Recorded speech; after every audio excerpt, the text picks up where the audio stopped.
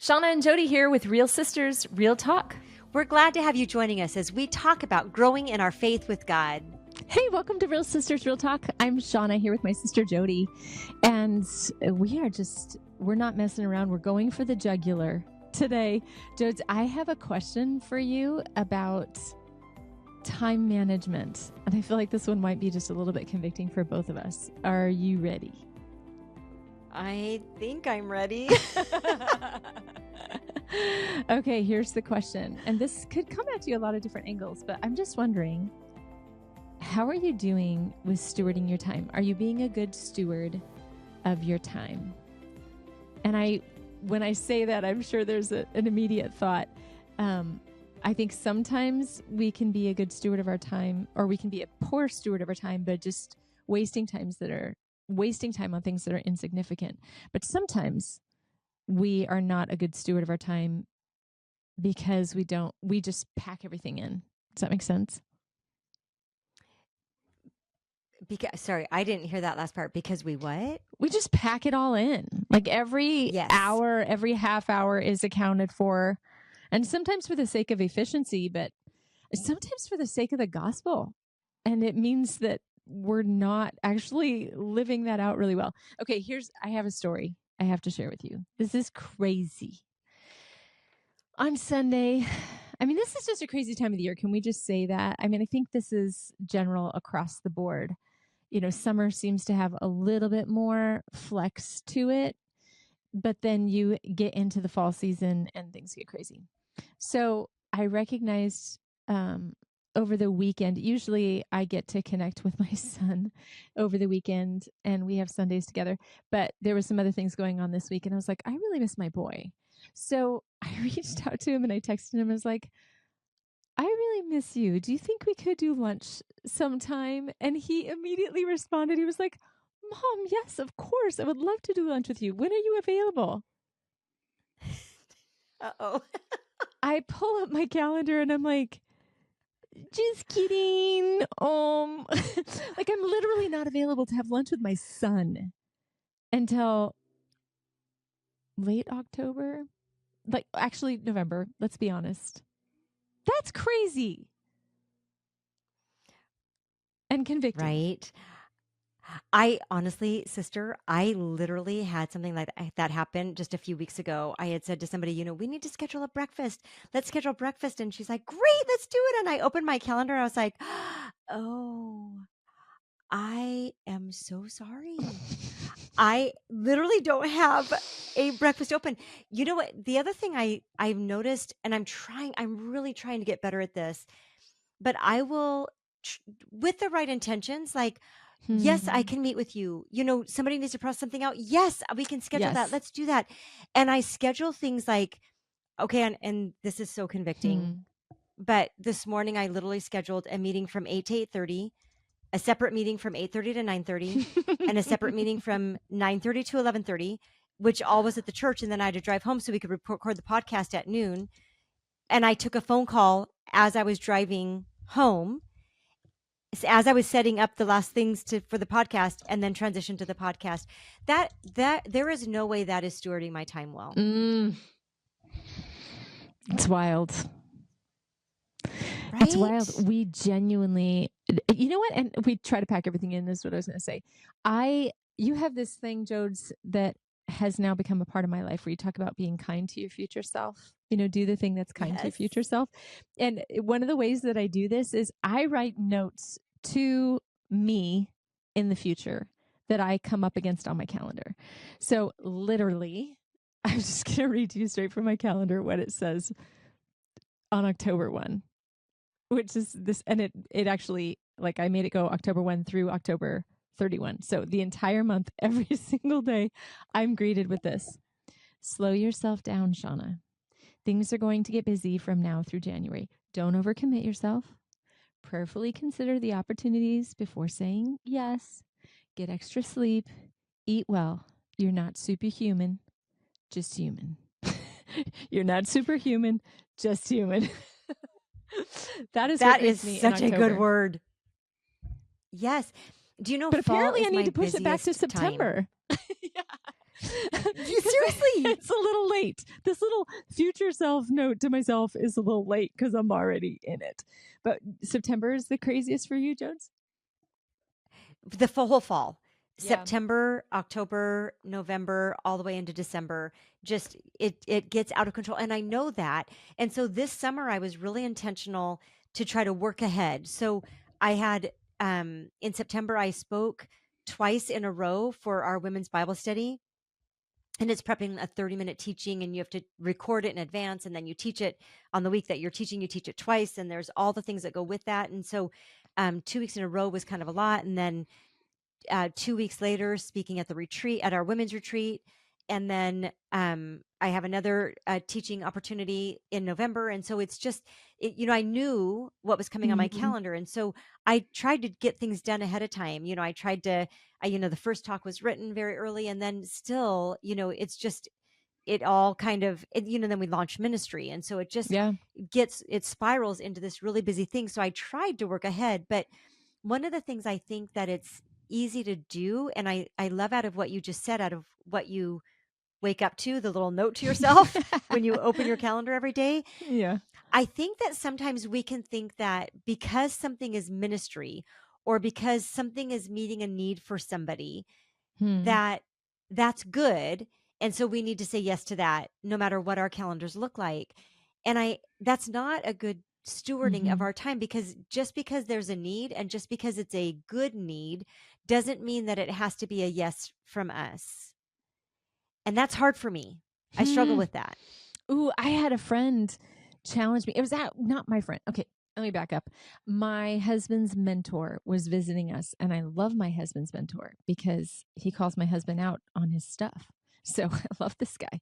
But he came and he was at our house for dinner, and he said, this is when the kids were little, and he was like, Shauna, I noticed how you react to everything that's going on around you. And then he kind of like laid out this challenge. He's like, I challenge you the next time you're asked to do something to just say, thank you for asking, or thank you for considering me. Is it okay if I get back to you in 24 hours? And at the time I was homeschooling our littles. And so like people would call me and say, oh, you're home with the kids. Can you watch my daughter? 'Cause I have this doctor's appointment or whatever. And I would say yes. Now I'm homeschooling, like I'm teaching. It's not like we've got nothing going on in our world, but I would say yes. And so anyway, he challenged me to that 24-hour wait. And I'm telling you, it was so hard for me to do, but I needed that 24-hour gap to make wise choices and not just react to every opportunity that came in front of me. That is such a good word. I think it's easy when our schedule gets too full, we do become reactive in everything instead of being proactive in creating space and margin for us. One of the things I implemented this fall that I have not implemented before, which is it's actually embarrassing to admit that I have not implemented this before, but on my calendar, I do live by a calendar. I know you do too. We're very list oriented. We like lists. We like to check things off lists, and my calendar is even used that way. And so I have my calendar open all the time. My calendar is open right now on my computer screen. Like I always have that open, and I have it on my phone and all that. But one of the things I did this fall is I sat down before we got into the fall, and I looked at my calendar, and I logged in like, okay, I'm going to be teaching at Bible study this week and this week. So 2 weeks before, I started logging out 2-hour increments of teaching prep. And then the retreat is this date. Yeah, the retreat's this date. And so I log in retreat prep, so that when I look at my calendar, there's not an empty space, because for some, I don't know if it's the overachiever in me or like the need to feel like I'm meeting needs of others. But if there's an open space, then I can't say no if somebody wants to fill that spot because it's blank, which is wrong. That's wrong thinking. But I've learned how to fill that space with prep and things like that. So I do that too, as far as like marking out space for prep for when I'm preparing to teach or speak at an event or something. But something that I'm actually convicted of as you say that right now, that I have done in the past and am not doing right now and probably need to do again right now, is to schedule space for connecting with people. And I don't mean like, oh, I need to have this meeting or I need to have this conversation. I'm talking about, I want to have lunch with my son. And I have protected a space on my calendar in advance for those moments. Like literally not even having an intention of I'm going to fill that space, but just booking space on my calendar that allows me to have cushion. Yes. And then you can schedule people into that. I literally just have this conversation with somebody who's just had a kind of a busy coming out of a busy season. And I was encouraging this person to put on their calendar, block out every day, every week, block out this certain chunk of time on a certain day for doing something fun. And I don't care what you do during that time. Right. But like, that's just time to, so if you want to have lunch with somebody, you want to go for a walk, you want like, just block out that time. It is set aside and you actually can't fill it with meetings or something else. And so I'm really good at coaching that. And I'm not really good at implementing that. But so I will say, so as you were saying, like to schedule time for people, like meaningful time with people. One thing I will say that I have held really strong to, my friend Kelly, I have so many Kellys in my world, but my friend Kelly, because we have a sister Kelly, and then my daughter-in-law is Kellen, and I call them all Kel, so it gets very confusing. But my friend Kelly, we have met for, we used to do coffee, but we walk every Friday morning at 6 a.m. We used to do 5 a.m. when our kids were young, but now we meet every Friday morning at 6 a.m. It's on my calendar. It's a non-ending date. So it's like, if you look at my calendar 10 years from now, her name is on it for Friday. But do you know, we have done that for 20 years. Oh my goodness, over that's 20 amazing. years. May awesome. or April was 20 years that we started that. And it's been a rhythm. It is time that is set aside. And so, yes, we we go on vacation, we just communicate with each other. But I'm telling you, like, pretty solidly, unless somebody's sick or somebody's out of town on vacation, we are walking together on that. Friday morning, right? And it's time set aside to connect. And we go to church together, and so we see each other at church, but this is different time. And sometimes we'll read a book together, sometimes we just process life together. We share each other's burdens. It's just an important time to connect, and it is scheduled. Yeah. So my family knows that that's protected what you're time. doing. Like it's it's 6 o'clock on Friday morning. You're busy. Yeah. Not that anybody wants me at 6 o'clock at Friday morning other than Kelly, but yeah. That's awesome. Yeah.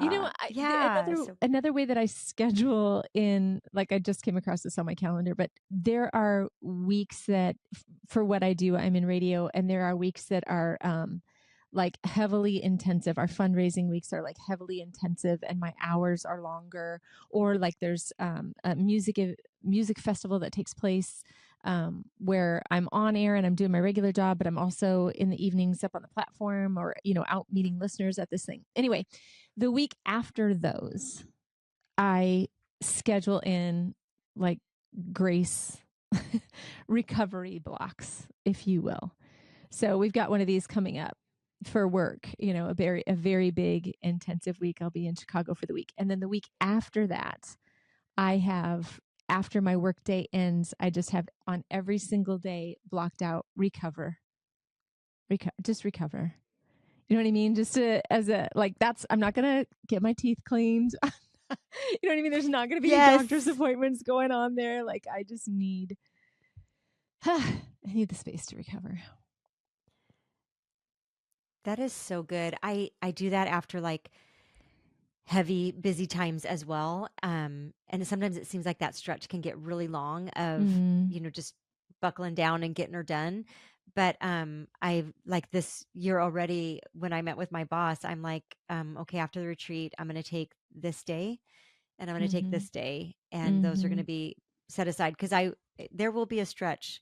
Like even this last the first part of September, I worked on my days off because I had to, because things had to get done. And then the retreat is literally scheduled on my 2 days off, and I can't take any time off before the retreat because we're prepping and we're doing all those things. And so just getting those things on my calendar and knowing that those will be kind of recovery days. Something else that I'm actually, I'm not sure, I'm thinking about doing too is,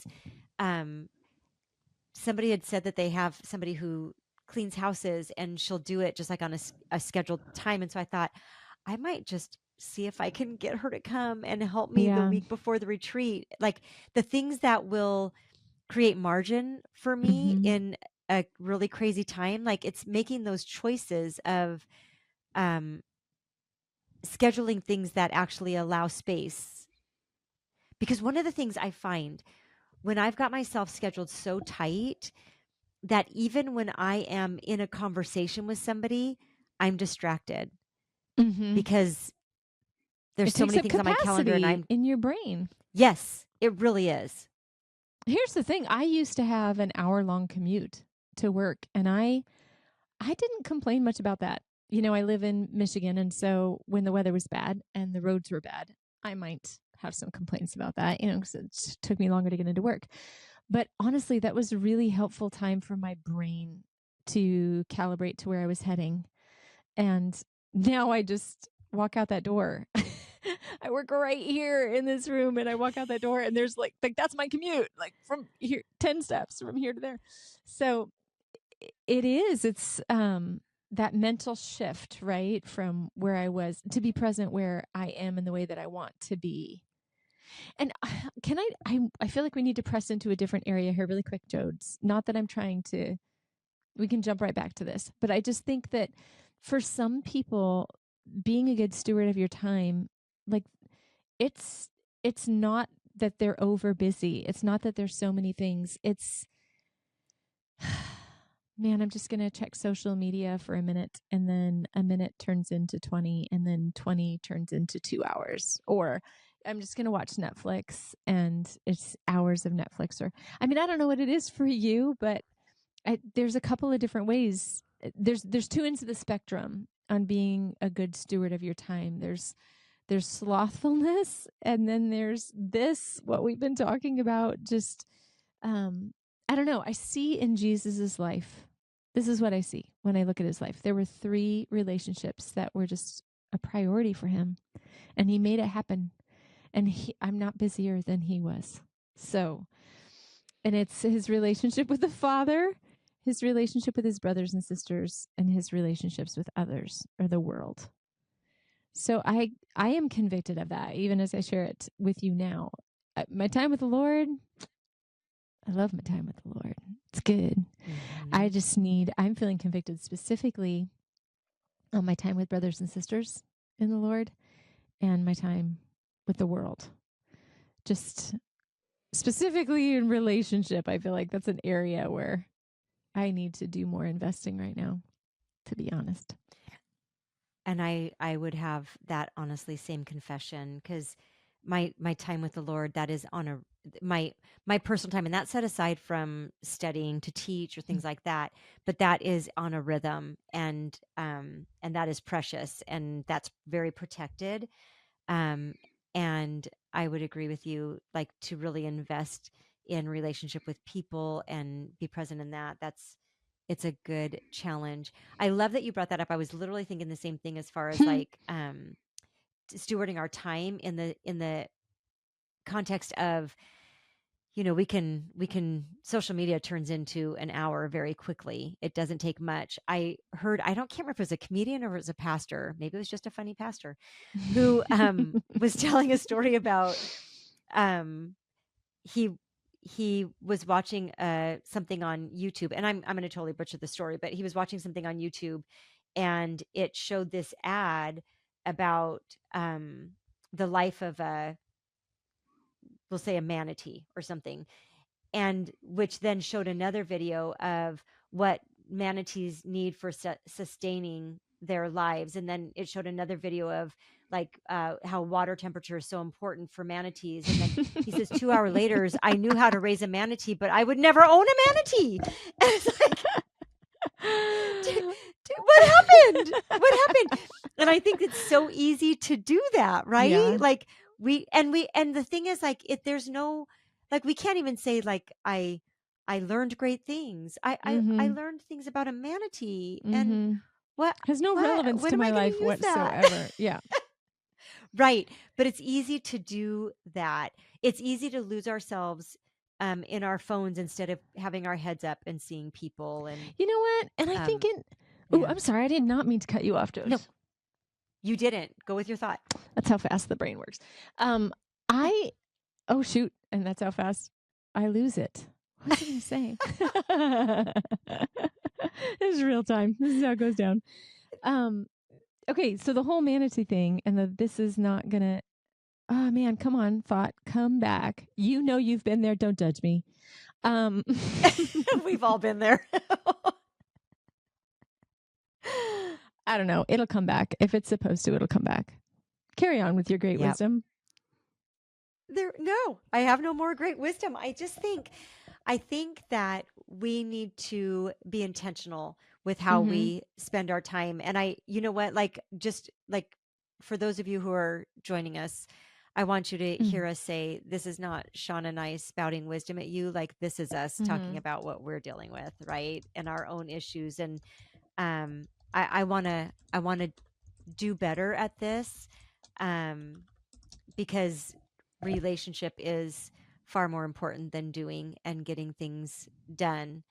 And so we want to steward our time. We want to steward margin in our schedule. That's an important thing. It came back to me. It came back to me. Oh, good. What? Yes. And this time I captured it. Okay. This might make you want to punch me in the face. So hang on. Withhold it for just a second and let me explain. You're not a victim of your schedule. Right. Because I think a lot of times we think, okay, very specifically, there was a time when my kids were really, really little. And I just so randomly, I woke up in the morning and I had this joint pain. It was in my wrists and my elbows and my knees and my ankles. And I was like, what the what? Like, what is happening? And it went on. And for a while, I did some things that I thought would be helpful. I mean, I was taking like joint juice and weird stuff. And I ended up making an appointment. I went to the doctor and he checked me out thoroughly. And he said, I think you're stressed. I think this is anxiety. And you need to kind of lighten your load. And I wanted to punch him in the face, legitimately wanted to punch that man in the face. I was homeschooling 4 children, running a women's ministry, Bible study in our home, like all the things. And I was like, he's like, you need to release some of your responsibilities. And I was like, oh, okay, I've got 4 children. Which one of those 4 are you suggesting that I get rid of? Because like, this is not an option. I was just mad. I was just really, really mad. And it took some time to get over it. But I literally had to move things that I thought were immovable for the sake of my body and the well-being of our family. Yeah. And sometimes that means making some hard choices of what's going to give. And I don't know, sister, but I wonder if, like, even with our personalities, if some of that points back to what we talked about last week too, in that need to be perfect, control and on our it. schedules reflect that, right? And we're not, that is a good word. We are not a victim to our schedule. We actually get to be in control of that, in how we steward our time, in what we put on our calendar. We get to choose that, and we actually need to steward that responsibly. Just so, it's a good just word. to be It's a hard fair, word. just to be fair, I am as convicted by that statement as anybody else. Kidding, me too. I'm not throwing darts at you. Well, and there are times, like when you said that, like, I legit felt something in my gut, because there are times when I legit feel like, or maybe even more than I feel like, I act like a victim to my schedule. It's so crazy. I've got all this stuff. Yeah, that is not a pretty look. Okay, so I literally had somebody ask me how I was doing, and I'm in this crazy season for real. And my Jodes, on the tip of my tongue and what was going on inside my head were things like, this is a crazy time and it's not going to slow down. I have this. Let me just tell you what I have. I have this. I have this. I have this. I have this. I have so much going on right now. And I'm so grateful that the Holy Spirit just was like, hold on a second there, and just stopped me mid thought and before any words got out of my mouth. And here's the things that I have going on. I'm heading to Chicago for work, which I'm very excited about being in person with my team as somebody who works from home on the radio. I have speaking engagements. I love teaching from God's word. I love speaking engagements. I love the people I meet. I love the study and all the preparation it takes to be ready for that. I love seeing God work. It's such a beautiful thing. Okay. I have to go to Australia for the birth of my grandbaby. Like, seriously, you're going to complain about that in your little list of things that you've got going on? These are all things, beautiful, beautiful things that I am privileged to be a part of. And like I said, I'm grateful the Holy Spirit just kind of stopped me right there and was like, hey, check your words and check your heart. Because yes, you have a lot going on. These are all blessings. These are all beautiful things. Yeah. So much of it is our perspective and how we choose to look at it, right? So a challenge for us, we do want to steward our time well. We want to manage our calendars well, but we also want to steward our time well, not wasting it on things that are like scrolling through social media. But let me just speak truth over here too. Like, it doesn't mean we can't do that. Downtime is good too. Rest is good. This does not mean you have to be producing at all times. We need to steward our time for rest well and recovery and that as well. Yes. But we're not victims to our calendars. We're not victims to our schedules. We have a choice.